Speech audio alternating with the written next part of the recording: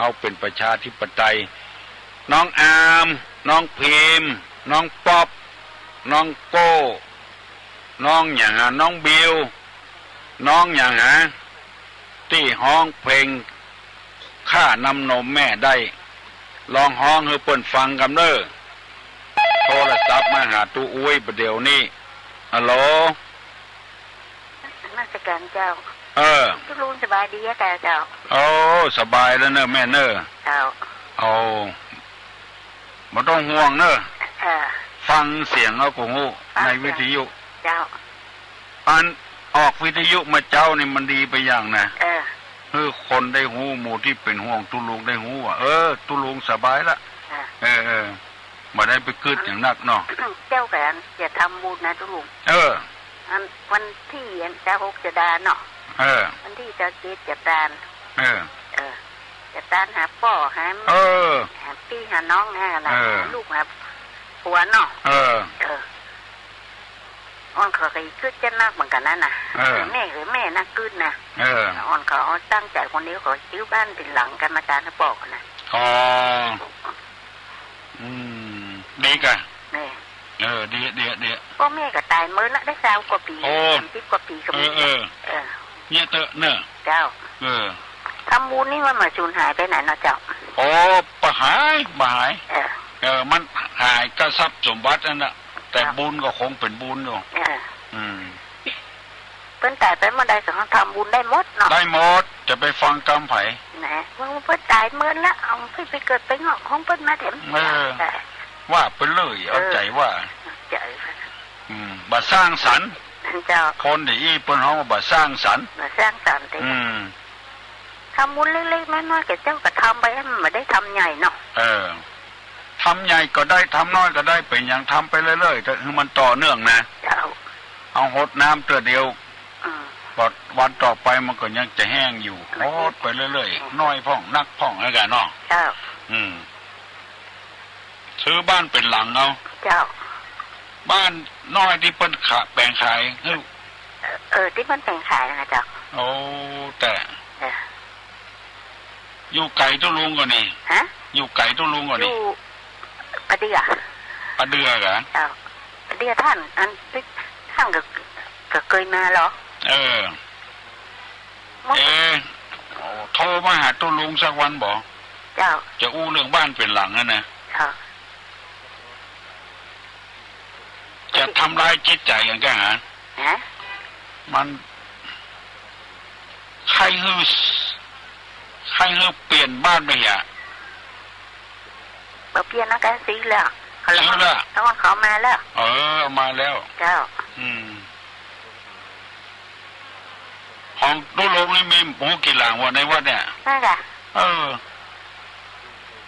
มันบัดได้ใจซื้อมาแล้วจะมันเถอะเนาะจะมันเถอะซื้อมาแล้วก็ซื้อเป็นหม้อคุลเลอร์กาเป็นกะละมังใหญ่กาอย่างกาหม้อไหหม้อซึ่งในกามันได้ใจเมินบ่ได้ยินดีตัววันที่26 27เนี่ยเนาะทำบุญไปเต้นนะแม่เนอะ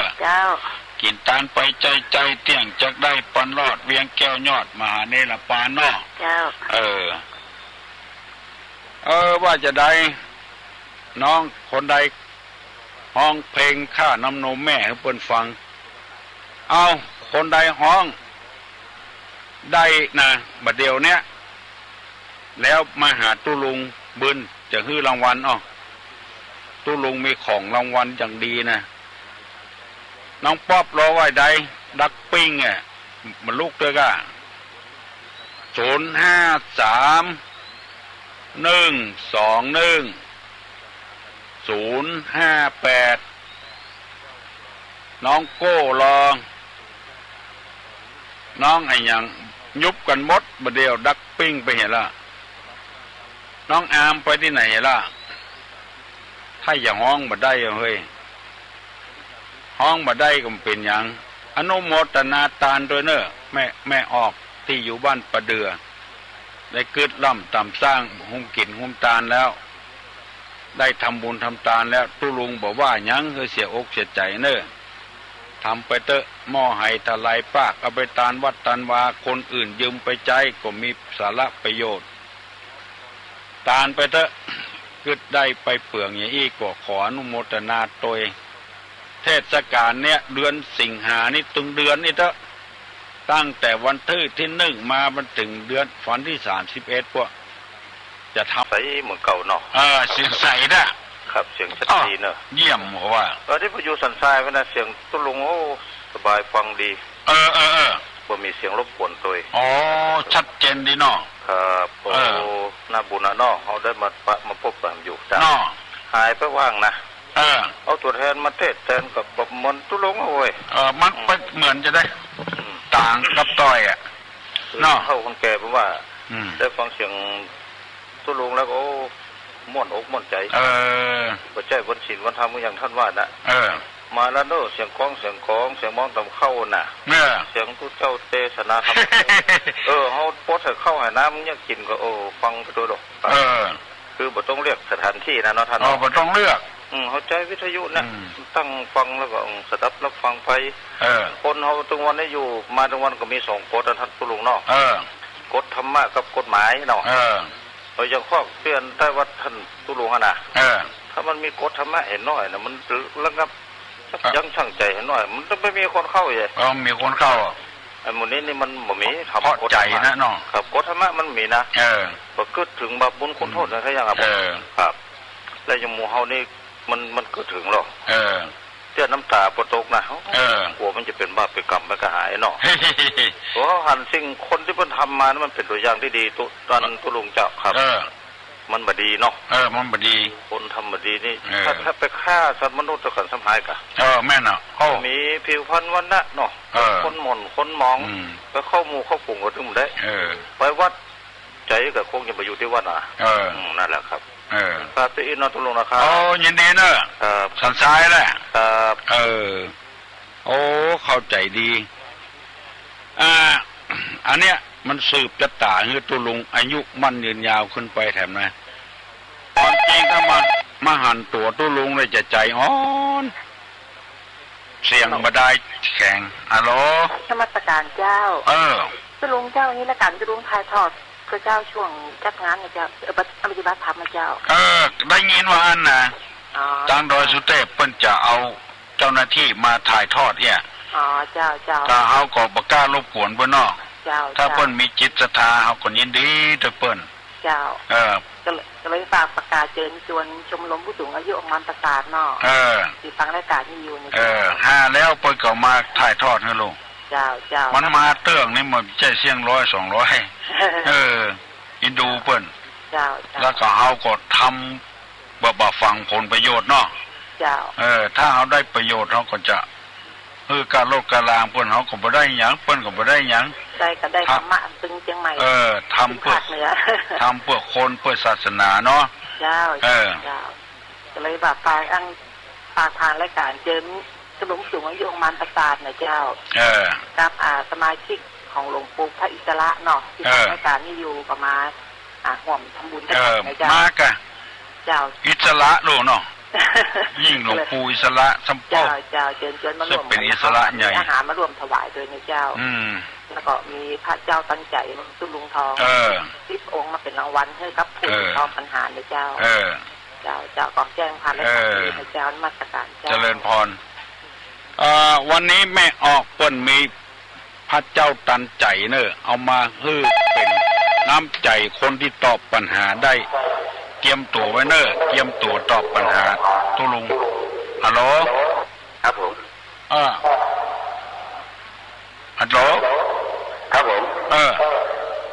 พอดีทำงานอยู่เชียงใหม่เนาะครับวันนี้เป็นวันแม่นะครับก็ไปได้ไปหาแม่เตื้อเกิดเลยว่าส่งใจไป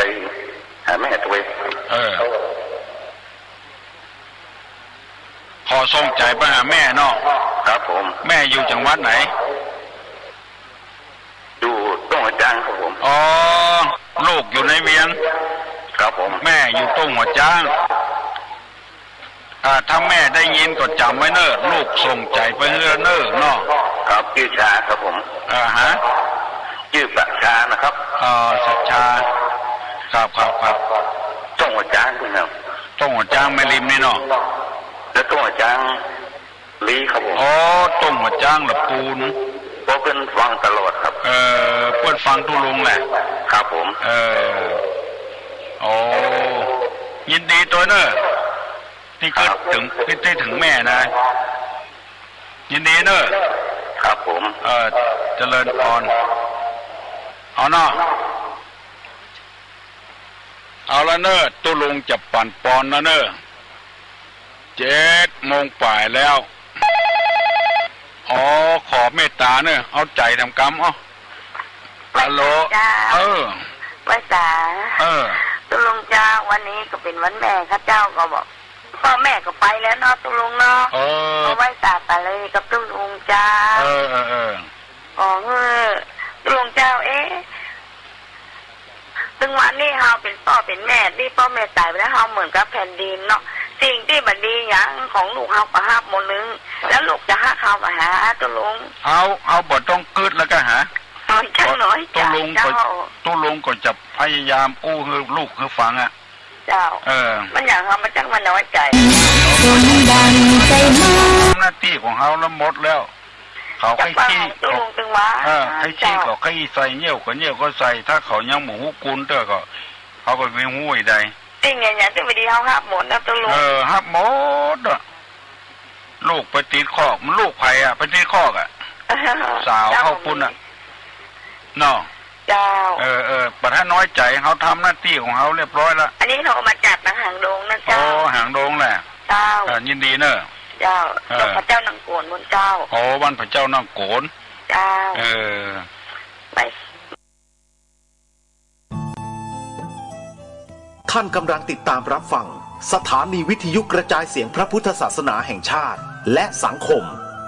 คลื่นเพื่อการศึกษาพระพุทธ